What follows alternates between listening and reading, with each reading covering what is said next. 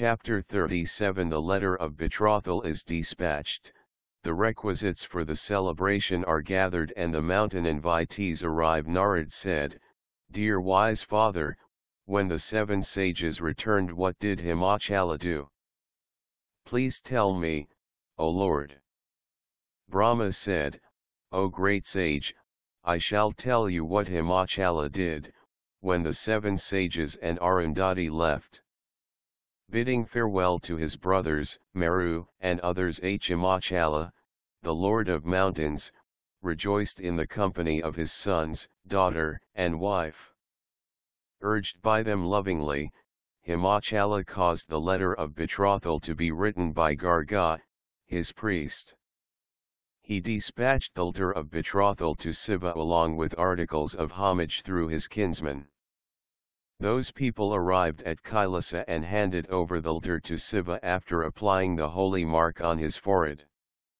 After being duly honored by the Lord, they returned highly delighted to the penance of the mountain. On seeing those people who had been highly honored by Lord Shiva and who had returned excessively delighted, the mountain rejoiced much. Then he extended his invitation highly pleasing to his kinsmen stationed in different places with great delight. Then he began collecting foodstuffs and other requisite articles intended for the performance of the marriage. Mountainous masses of rice, beaten rice, jaggery, sugar candies and salt were heaped up. He caused huge tanks and receptacles built for milk, ghee, and curds, as well as for fried flour cakes of barley and other grains and ball-like sweets. Big tanks and receptacles were made for the nectar, sugar cane juice, baked cakes, and the sugar candies. Tanks were built for butter, spirituous beverages, sweet juices of various kinds, and rice preparations of various sorts. Different kinds of pickles and side dishes were prepared that might appeal to Shiva's Ganas and the gods. Different kind of valuable garments purified in fire were kept ready. Gems and jewels of different kinds, gold, silver and other articles were gathered duly. Auspicious rites were started by the mountain on an auspicious day. The womenfolk of the mountain performed the purificatory ceremony of Parvati. Women bedecked in ornaments performed auspicious rites. The delighted Brahmin women of the city did everything in accordance with the tradition and custom. Great festivities and holy auspicious rites were performed by the delighted Himavat too. Delighted in every respect and eagerly awaiting the arrival of his kinsmen, he was excited with various emotions. The invitees came there along with their wives, children, and attendants. O celestial sage, listen to a detailed narration of the arrival of these mountains. In order to increase the devotion to Shiva, I shall explain in brief. Mandara, the chief mountain in heaven, came to Himavat in a divine form. He was highly refulgent. He was accompanied by his wife and children. His company shone brilliantly. He had brought with him many gems and jewels. Bringing with him many articles of presentation, the liberal western mountain reached there in a divine form. The eastern mountain came there with brilliant gems and jewels. He looked delighted and extremely brilliant. The highly venerable Lord of Mountains, Malaya, came there with his followers. He was happy with his excellent followers. The mountain Darjara came along with his wife. He was exquisitely dressed. He was delighted. He had many attendants with him. Oh dear, the delighted mountain Nisada came along with his attendants. He was very brilliant. The fortunate mountain Gandhamadana came with great pleasure along with his children and womenfolk. Mountains Karavira and Mahendra of great wealth and prosperity also came there. Pariyatra came with attendants, children, and womenfolk. He was brilliant and delighted. He had brought many gems and jewels with him.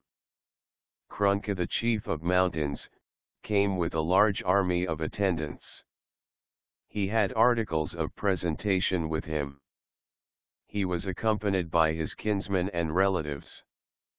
Purazotama mountain came with many presentation articles. He was highly honored along with his followers.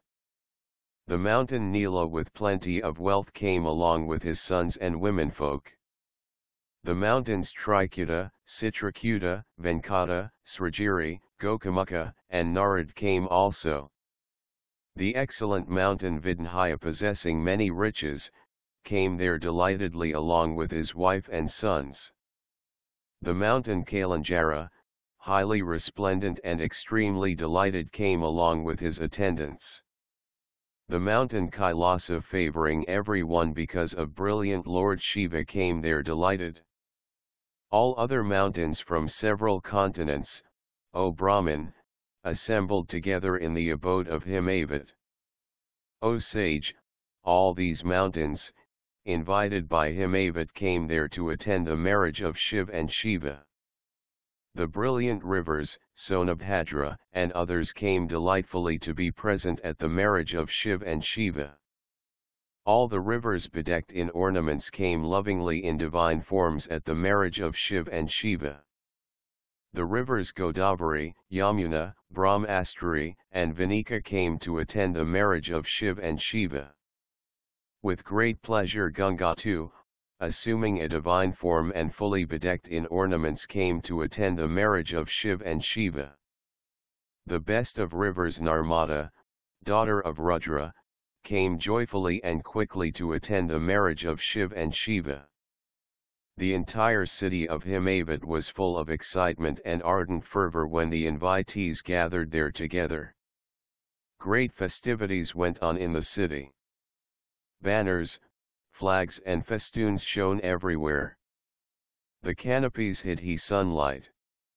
Himavat welcomed them with great delight and reverence. The mountains and the rivers, the gents, and the ladies were duly received. He housed them suitably in separate places. They were gratified with the amenities provided by Himavat. Chapter 38, Description of the dais. Brahma said, Then the Lord of Mountains, O excellent sage, attended to the decoration of the entire city befitting the great festivities ahead. The roads were watered and swept clean. At every door stumps of plantain trees and other auspicious symbols were fixed. The courtyard was embellished with plantain trees tied with silken cords. There were festoons of mango leaves. Festoons with garlands of jasmine flowers shone everywhere. Other articles of auspicious portent were fixed in every quarter. These and other things were carried out by Himavat for the sake of his daughter. Every activity was supervised by Garga of great ability. Everything auspicious worth mentioning found a place there. He called Visvakarman and requested him to erect a large and spacious dais beautiful with side rostrums, altars etc. The dais, O celestial sage, was 10,000 yojanas wide. It was wonderfully constructed and had all the characteristic features. All the mobile and immobile objects of the world were represented there with realistic appearance. Everything was wonderfully portrayed. The mobile objects presented there surpassed the immobile ones, and the immobile ones surpassed the mobile ones in excellence. The watery places presented there excelled the solid grounds. Even experts could not distinguish what was water and what was solid ground. There were artificial lions. There were rows of storks. There were artificial peacocks, but very beautiful in appearance. Artificial women were represented as dancing with artificial men, casting wistful glances at them and enchanting them. Beautiful representations of gatekeepers with uplifted bows in their hands appeared like real originals. The statue of Mahalakshmi at the main entrance appeared like to goddess just emerged from the milk ocean. It was because all the characteristics were complete. Elephants with their mahouts and horses with their riders were so natural that none would say that they were artificial. Chariots were driven by charioteers, other vehicles by other drivers. There were foot soldiers too. All of them were artificial. O sage, Visvakarman was so delighted that he made all these things to fascinate the visiting dignitaries, the gods, and the sages. O sage, the statue of Nandan, at the portals, of crystalline purity and brilliance, was a prototype of the real Nandan. Above that there was the celestial chariot Puspaka decorated with sprouts. It shone with gods represented therein. On the left side there were two huge saffron-colored elephants with 4 tusks and appearing to be of 60 years in age. They shone lustrously. There were 2 horses too, brilliant like the sun. They were decked in divine ornaments and other necessary embellishments. The guardians of the quarters were shown as adorned with great gems. All the gods were portrayed by Visvakarman realistically. Bhargu and other sages, secondary gods, siddhas, and others were represented by Visvakarman. A wonderful image of Vishnu with his attendants Garuda and others was created by him with wonderful features. I too was portrayed as surrounded by my sons, Vedas, and Siddhas. O Narada, I was represented as reciting the hymns. An artificial image of Indra seated on Airavata and accompanied by his attendants was made by him looking as beautiful as the full moon. O celestial sage, of what avail is a long-drawn description? The gods were drawn by Visvakarman as desired by him Avat. The altar was erected by him with wonderful features, fascinating the gods and exquisite in form. On being commanded by the Lord of Mountains, the intelligent Visvakarman created different abodes for the residence of the gods and others.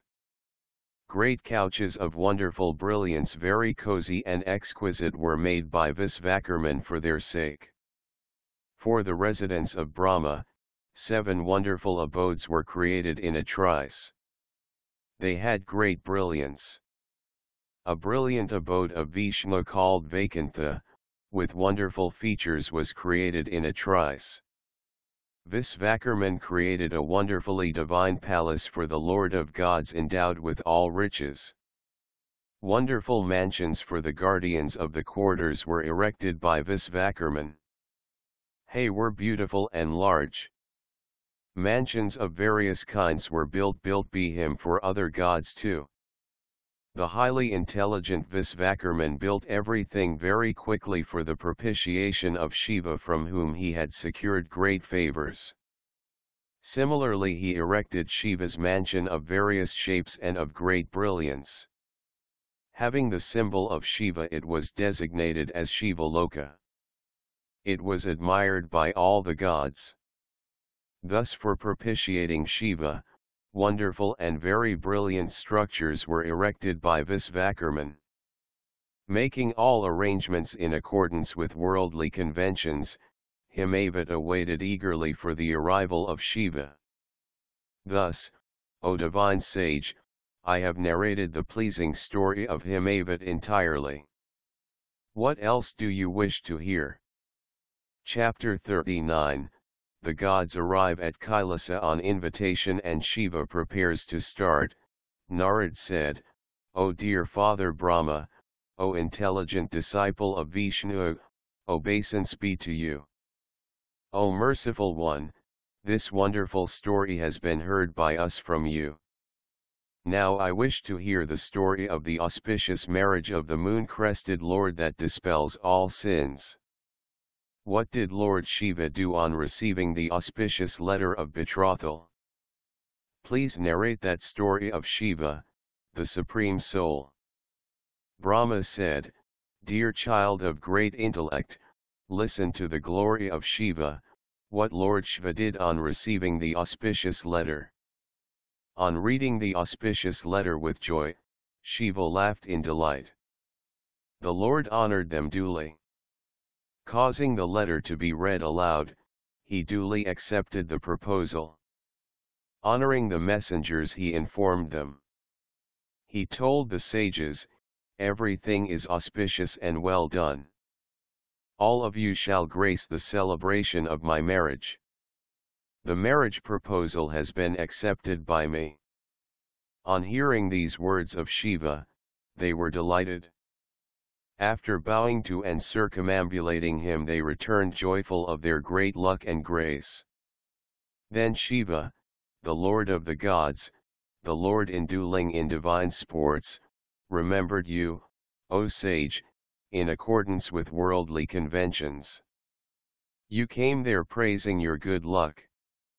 Bowing to him humbly with palms joined in reverence and with stooping shoulders, you eulogized him with the utterances of words, hail to thee. O sage, you requested him for his behest. Then the delighted Shiva, heightening your pleasure with sweet speech and evincing interest in worldly conventions, told you thus, O excellent sage. Shiva said, O excellent sage, listen to us lovingly. I am speaking to you because you are the crest jewel of my devotees. At your bidding a great penance has been performed by Parvati. Propitiated by her, I have granted her the boon of my being her husband. Being subservient to her by her devotion, I shall marry her. The auspicious hour free of defects has been fixed by the 7 sages. O Narad, the marriage will take place after 7 days from today. Following the worldly conventions, I shall make a grand festival of the same. Brahma said, O dear one, on hearing these words of Shiva, the Supreme Soul, you were delighted and you spoke after bowing to the Lord. Narad said, this is your sacred right. You have been considered subservient to your devotees. You have carried out the desire of Parvati. O Lord, a task befitting my capacity must be mentioned by you. Considering me your own servant, please be kind to me. Obeisance to you. Brahma said, O great sage, Shiva, favorably disposed to his devotees, on being thus requested by you, reply very delightedly to you. Shiva said, O sage, on my behalf, invite all the gods beginning with Vishnu, and sages, siddhas, and others. Giving due weightage to my bidding, may all of them come here enthusiastically, in all their splendor along with their women and children. O sage, those who do not take part in the celebration of my marriage, are not my people, even if they are the gods. Brahma said, paying heed to this behest of Shiva, O sage, you, a great favorite of Shiva, invited all of them, approaching everyone severally. O Narad, after carrying out your duties as his emissary, you, the great sage, returned to Shiva and remained there with his permission. Shiva too waited there eagerly expecting their arrival, while his attendants were celebrating great festivities by dance and songs. At the same time, Vishnu, along with this retinue, came there suitably dressed. Accompanied by his wife and followers, he bowed to Shiva with great devotion and joy, and with his permission stayed there in a good abode. I too, accompanied by my attendants, went to Kailasa. After bowing to the Lord, I too waited there with pleasure along with my followers. Indra and other guardians of the quarters came there with their retinue and womenfolk richly decorated and in festive mood. Similarly the sages, the Nagas, the Siddhas, the secondary gods and others who had been duly invited came there in jovial mood. Lord Shiva duly received and welcomed all those gods and others severally. Then a great festival was celebrated at Kailasa. It was very wonderful. The celestial damsels danced in a befitting manner. O sage, in the meantime Vishnu and other gods who had arrived there desired to make Shiva's procession to start. At the bidding of Shiva, all of them performed service to Shiva considering his work as their own. The seven mothers performed the rites of bedecking Shiva in a fitting manner very joyously. Even the very natural dress and features of Shiva assumed the work of ornamentation, O excellent sage, at the will of Lord Shiva. The moon took the place of the crown. The third eye became the beautiful ornament on the forehead. O sage, the serpents that had been embellishing his ears before became earrings studded with various gems. The serpents in the other parts became the befitting ornaments of those parts, very beautiful and studded with gems. The ashes became the sweet unguent smeared over his body. The elephant hide etc. became the beautiful silken cloth. The form assumed a beauty beyond description. Lord Shiva seemed to have acquired from himself all the riches. Then all the gods, demons, nagas, patanas, apsarasas, sages, and others approached Shiva and proclaimed jovially. All of them said, O Lord, start on journey for wedding the great goddess, the daughter of the mountain, accompanied by us. Be merciful. Then the omniscient Vishnu of joyful mind spoke befitting the occasion after bowing to Shiva with devotion. Vishnu said, O Lord of the gods, favorite of those who seek refuge in you, please carry out the task of your devotees. O Lord, please listen to my submission. O Shiva, let the rites of your marriage with the daughter of the Lord of Mountains be performed according to the laws laid down in the Griya Sutras. The rites followed in your marriage, O Shiva, will become famous and be followed in the world. Please cause the construction of the altar and the Nundi Mukha according to family tradition. Thus you will be spreading your glory in the world, O Lord. Brahma said, Lord Shiva thus requested by Vishnu, and being himself eager to follow worldly conventions performed the same duly. Authorized by him, I performed all the rites conducive to prosperity, assisted by the sages. The sages Kashyapa, Atri, Vasistha, Gautama, Bhagiri, Braspati, Kanva, Sakti, Jamadagna, Parasara, Markandeya, Silapaka, Aranapala, Akratasrama, Agastya, Sayavana, Garga, Silata, Dadhisai, Upamenu, Bharadvaha, Akratavrana, Pipalata, Kusika, Kotsa, Vyasa, with his disciples, and other sages came to Shiva. Urged by me they performed the sacred rites duly. All of them who mastered the Vedas and Vedanas performed the safety rites for Shiva and tied the auspicious thread round his wrist. By reciting Hyms from Rig, Yajas, and Saman they performed the holy rites. All the sages were greatly pleased. In order to ward off obstacles they performed the adoration of the planets under my instruction. They worshipped the gods stationed in the altar. After performing the social Advaitic rites in a fitting manner Shiva became pleased and bowed to the Brahmins joyously. Then the Lord of all started from the excellent mountain Kailasa keeping the Brahmins and the gods ahead. Outside the mountain Kailasa, Shiva stopped for a while along with the gods and Brahmins receiving different ovations. Then a great jovial festival was celebrated by the gods and others in order to propitiate Shiva. Songs were sung. Instruments were played. Dances were held.